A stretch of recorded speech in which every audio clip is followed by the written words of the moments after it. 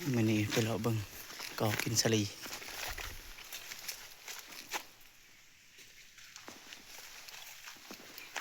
มั่งๆนะคักสุดมั่ง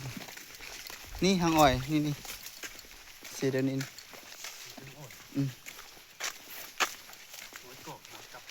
อ้อยเกาะนั่นแหละ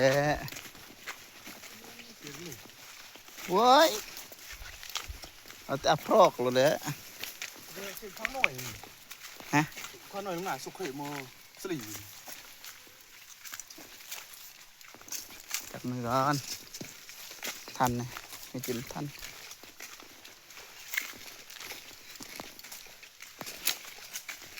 มือมาแรก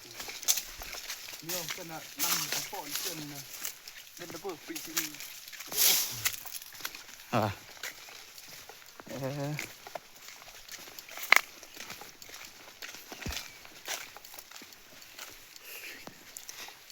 ลองเบิ่งสิมานบ่บ่ได้จับปืนลม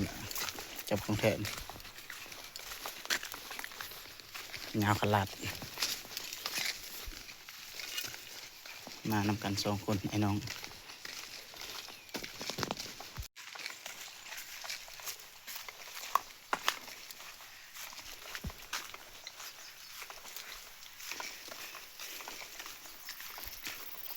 ลองเบิ่งเนาะมื้อนี้นี่สิมานบ่มักไปพกหอกโซเบิ่งกระหอกกระไนกินสลีกระปุกสลีพันธุ์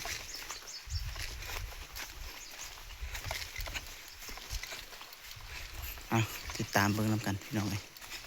นี่สิมานประมาณมื้อนี้เมื่อวานปืนลมเพคันปืนลมบ่เพก็สิเอาปืนลมไปอยู่มื้อนี้ น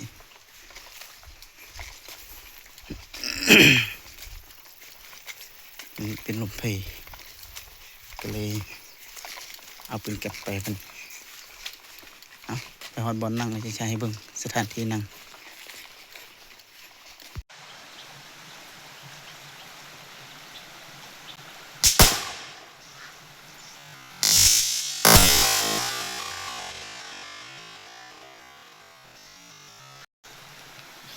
ปลักปลุก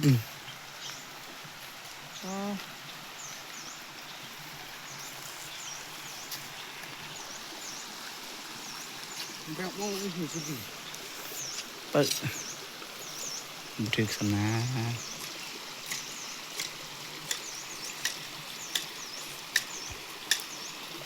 ไปต่อเอาพี่น้องในที่สุดเขาก็ใกล้สิมาหอดบอลพกหอกแล้วให้เบิ่งภาพธรรมศาสตร์สวยสดงดงามอยู่นี่ก็จะเป็นไฮซาลีที่กระเจ้าเฮ็ดทุกคนเลย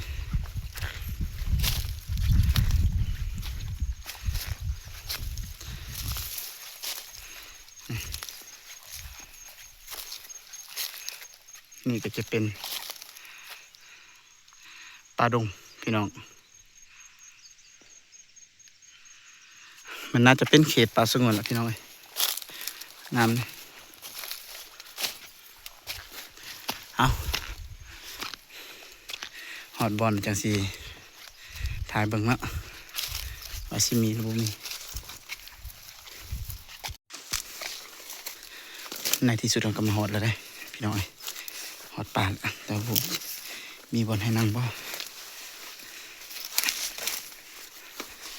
เดี๋ยวสอกเบิ่งหอยสลีมากินนั่น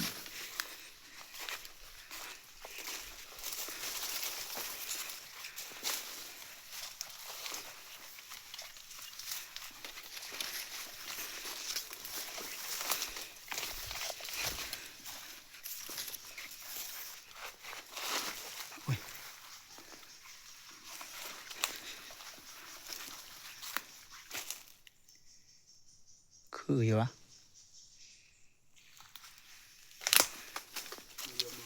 ฮะมีเจเดนพี่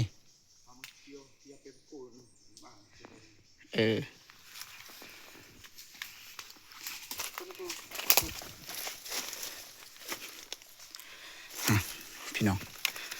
น้องสายเราสิไปเบิ่งมักกูคันว่ามีเราสินั่งพุ่นบ่มีแล้วล่ะสิมาพี่ถ้าเฮาสิได้ย่างตามห้วยนี่ขึ้นไปซอกไปถึง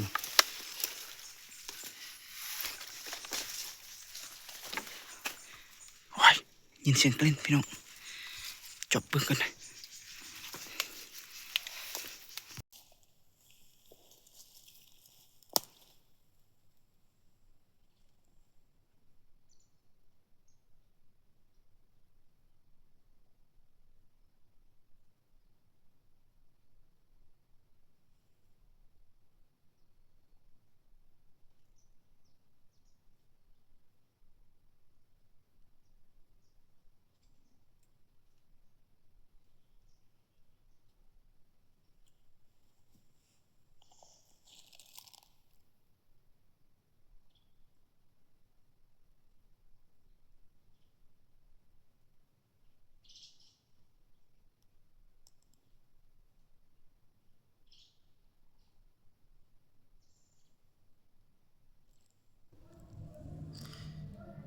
จบเบิ่งกลิ่นนะพี่น้อง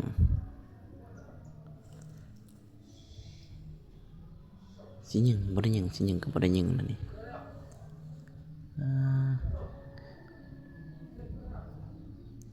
กลิ่น2ตัวไต่กกไม้ไปมาๆไปมาๆอยู่มันบ่หยุดนะทุกคนเลยมันบ่ได้ยิงมัน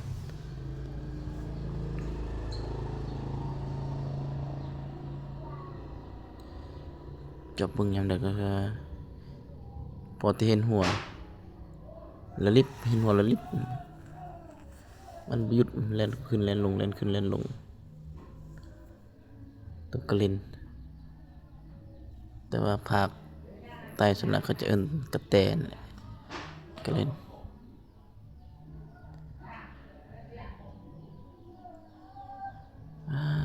บ่ได้ยิง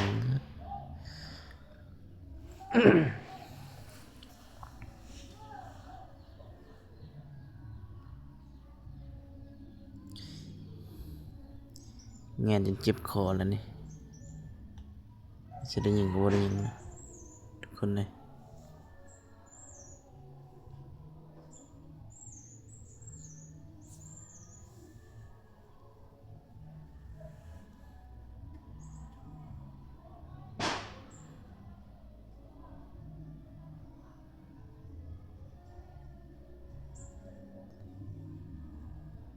แล่นขึ้นแล่นลงแล่นขึ้นแล่นลงบ่มีโอกาสที่จะห่างปืนใส่จักบาดนี่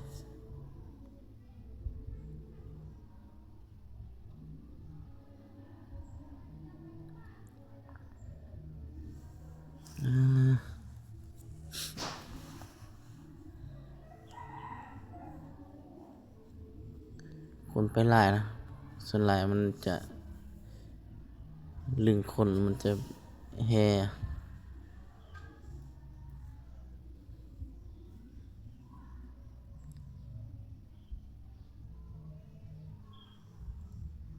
เบิ่งนำกันอีกจะได้ยิงอยู่บ่ตอนกะเล่นนี่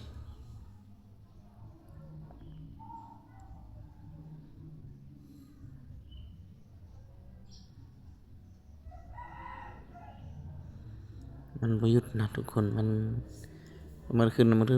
นเลยได้ลงเลยนะ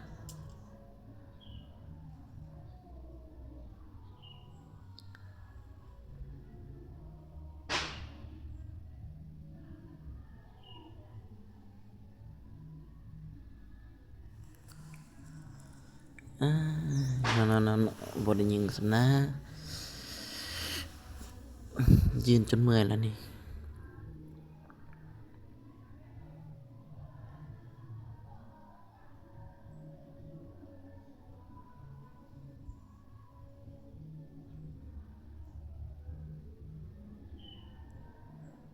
โอ้เป็นอันนี้มื้อนี้คือสิบ่ได้ก็ฮอกทุกคนนี่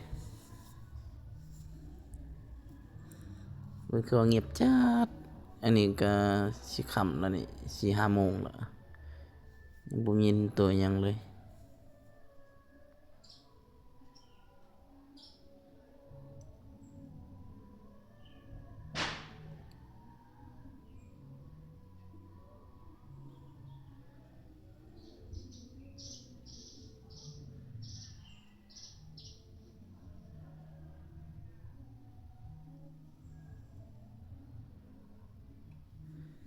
ไปมาๆไปมาๆอยู่กงใหม่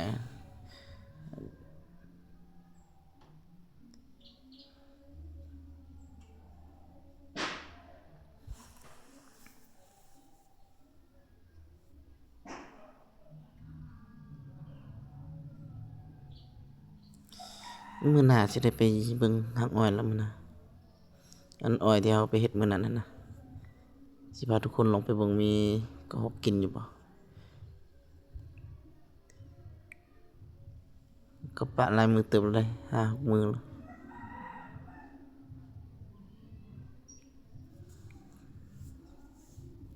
เบิ่งมื้ออื่น2 วันต้นไปซื้อกัน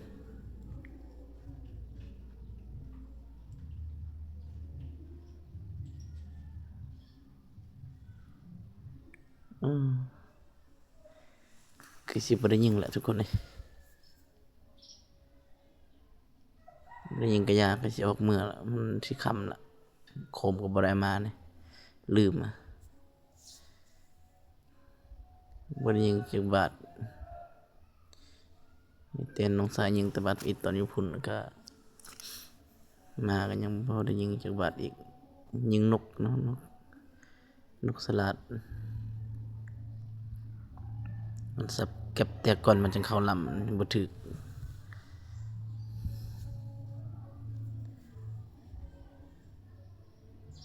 ทุกคนสิได้ปิดคลิปส่ำนี้กันสิได้ออกเมื่อแล้วมันไกลย่างก็ประมาณ2 ชั่วโมงจังมาฮอด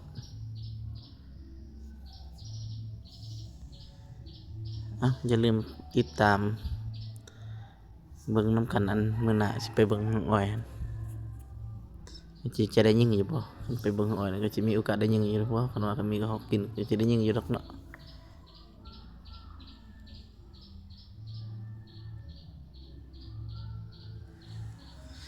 ถ้ายิงก็บ่ได้ยิงทุกคนเอ้ยอันตุกกะเล่นนี่